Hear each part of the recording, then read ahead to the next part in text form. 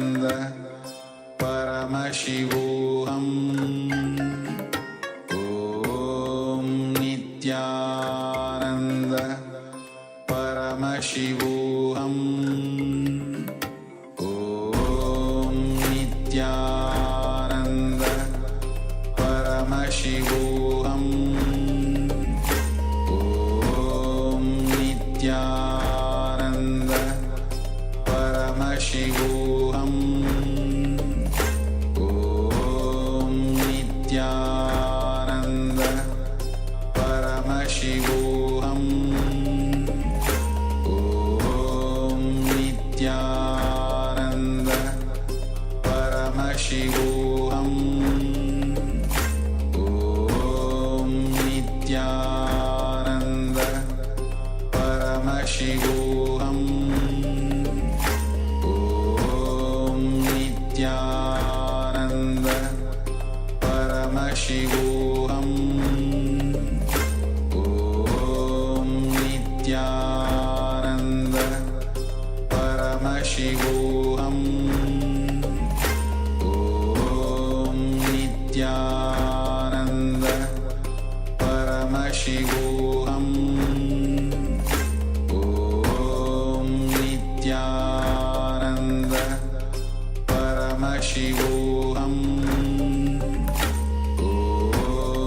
Nithyananda Paramashivoham Om Nithyananda Paramashivoham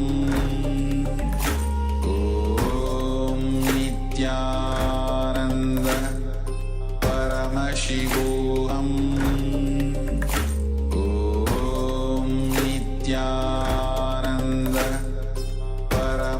Paramashivoham Om Nithyananda Paramashivoham Om Nithyananda Paramashivoham Om Nithyananda Paramashivoham Om Nithyananda Paramashivoham Om Nithyananda Paramashivoham Om Nithyananda Paramashivoham Om Nithyananda Paramashivoham Om Nithyananda Paramashivoham Om Nithyananda Paramashivoham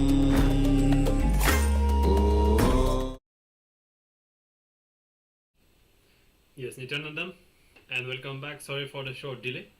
We are back, and we request all the Paramashivoham participants to gather back as we are going to be continuing today's sessions after this powerful humming meditation. We have a few more sessions in line before Swamiji's darshan, and so we request all of you to gather back and let's get ready for another round of power manifestation. And today we have been discovering the science of death and going beyond death, all the truths about death, experiencing the zone beyond death. And through this power of the third eye reading, when we are sitting in the darkness, forgetting everything that we know, forgetting our logic, we are falling in tune with the unknown.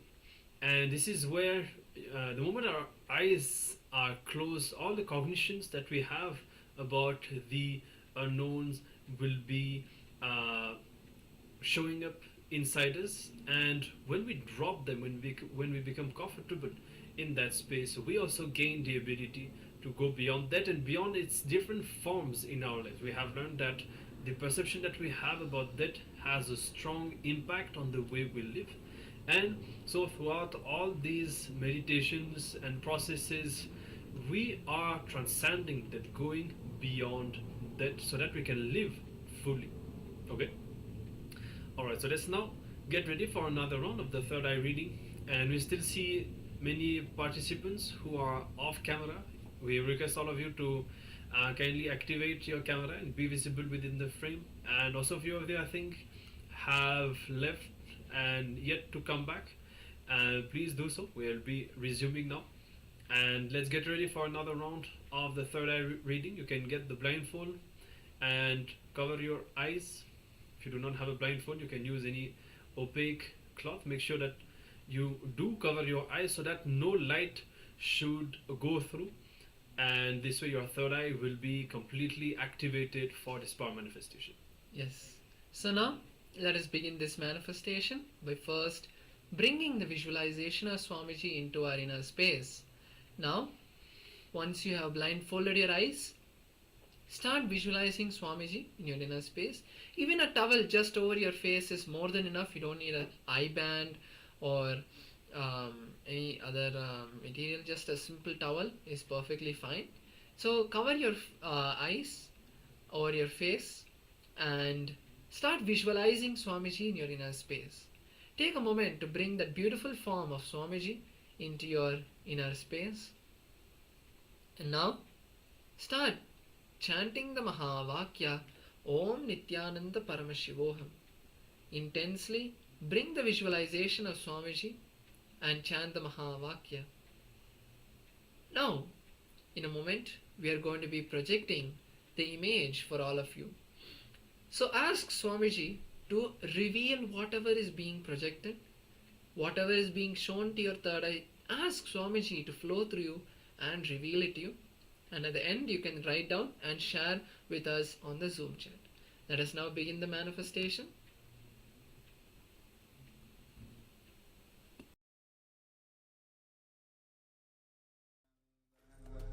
Paramashivoham Om Nithyananda Paramashivoham Om Nithyananda Paramashivoham Om Nithyananda Paramashivoham Nithyananda Paramashivoham Om Nithyananda Paramashivoham Om Nithyananda Paramashivoham Om Nithyananda Paramashivoham Om Nithyananda Paramashivoham Om Nithyananda Paramashivoham Om Nithyananda Paramashivoham Nithyananda Paramashivoham Om Nithyananda Paramashivoham Om Nithyananda Paramashivoham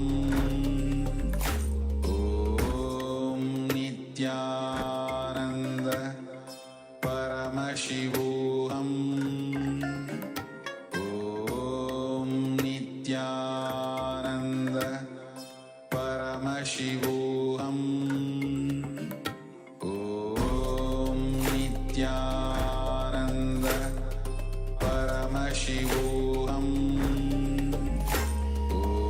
Om Nithyananda Paramashivoham Om Nithyananda Paramashivoham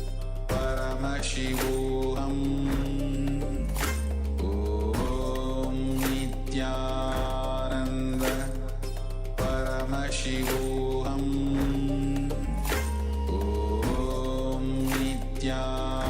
Nithyananda Paramashivoham Om Nithyananda Paramashivoham Om Nithyananda Paramashivoham Om Nithyananda Paramashivoham Om Nithyananda Paramashivoham Om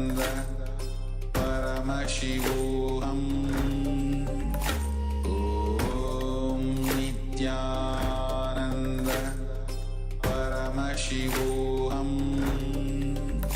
Om Nithyananda Paramashivoham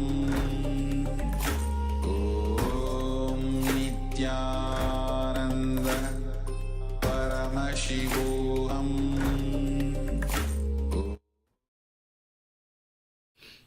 Yes. You can remove the blindfold, and we have removed the image from the screen so that you can start sharing whatever you have seen through the third eye.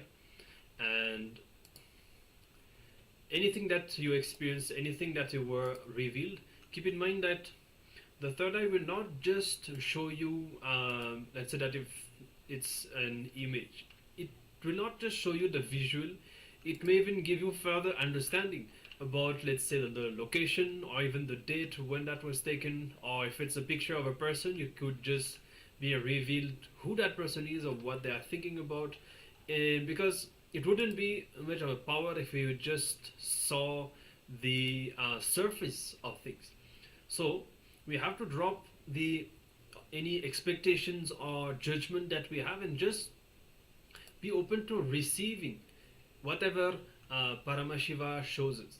And you will see that you will be able to receive many deeper layers related to the image that you would not have seen through the third eye.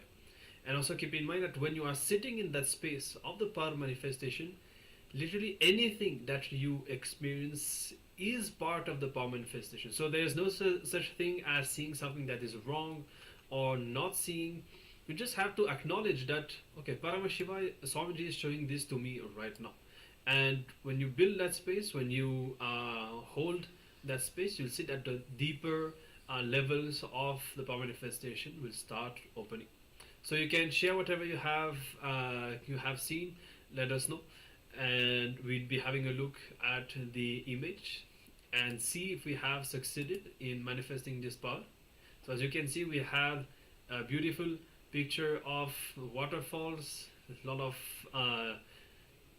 green trees, nature, vegetation, and these waterfalls with a bright blue sky in the background. So even actually many people sometimes will hear the sound. You could literally just have heard the sound of water, or that very loud sound that is experienced when you stand close by. So all these kind of things also could have been experienced by you through the third eye. So this is where you have to be receptive. Keep that in mind for the next round. We'll be having another round just now, to be receptive to whatever the third eye shows you in whatever form. And as I said before, there is no such thing as the power not manifesting. Even if you feel that something that you are shown is weird or whatever, just drop any judgment or expectation that you have. And even I've said that I use the word image, but ultimately it could even be words or letters. You should even drop the expectation that it is going to be a visual. Okay, only then you will have a complete non-judgmental space for the power to purely manifest. Okay, so let's get ready now for a second round. You can tie the blindfold again and cover your eyes. Make sure that it is in the dark and no light is going through. And we'll be showing the image in just a few moments. So get ready if you are not already, and sit with your head, neck and spine in a straight line. Start chanting the Mahavakya, Om Nithyananda Paramashivoham, and have your awareness on the third eye. You can have a dialogue with Swamiji, request Swamiji to manifest and to show you what the image is.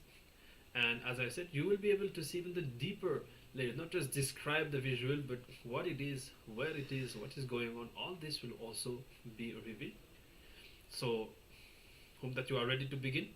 We'll be now showing the image on the screen. You can start seeing through the third eye, and let us manifest this power of the third eye reading.